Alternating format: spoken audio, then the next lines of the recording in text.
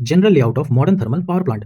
तो इसमें 4 सर्किट होते हैं। तो सबसे पहले हम लोग पढ़ेंगे कोल एंड ऐश सर्किट क्या होता है। ओके, पावर प्लांट का मेन फ्यूल कोल होता है। तो सबसे पहले कोल पावर प्लांट में रिसीव होता है। उसके बाद कोल को क्रशर में क्रश करके स्मॉल साइज में बनाया जाता है। फिर उस क्रश्ड कोल को बॉयलर फर्नेस में भेजा जाता है जिससे कि वो बर्न हो सके। फिर फर्नेस में कोल बर्न होता है और जिससे हीट एनर्जी प्रोड्यूस होती है, जिसकी वजह से यही हीट वाटर को स्टीम में कन्वर्ट करती है।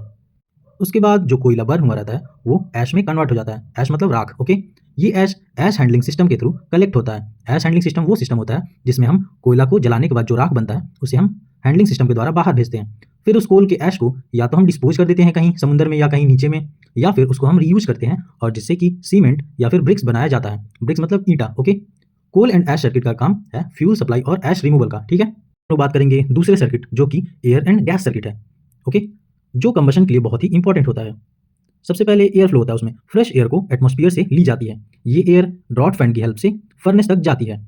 एयर सबसे पहले एयर प्रीहीटर से पास होता है जहाँ पे प्री हीटेड एयर फर्नेस में जाकर कोल कंबशन को इंप्रूव करता है।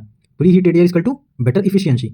फिर कोल बर्न होके बाद में फ्लू गैसेज बन जाती हैं। ये गैस बॉयलर के हीट रिकवरी यूनिट से पास होती है जहाँ पे economiser air preheater finally gases chimney से एटमॉस्फेयर में छोड़ दी जाती है। मेन पॉइंट है एयर एंड गैस सर्किट का काम है कंबशन सपोर्ट और एग्जॉस्ट गैस रिमूवल का। ठीक है, तो इस तरह से कोल एंड ऐश सर्किट फ्यूल का काम करता है और air and gas circuit combustion को कंप्लीट करता है।